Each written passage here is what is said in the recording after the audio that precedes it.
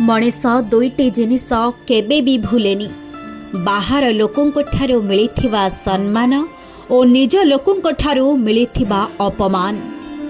संतुष्ट रुहंतु किंतु जीवन रे आशा छाड़ंतु नहीं, कारण आशा एमिति एक जिनिस जहा बिना मनीष बंची पारि न थाए।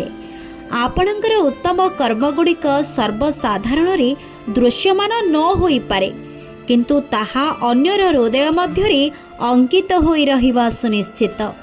साधु सन्थ ज्ञानी माने जगतर जड़ चेतन कीट पतंग तरुलता समस्त प्राणी देहरे शक्ति बा ईश्वरंकर सत्ता अनुभव करिथांती।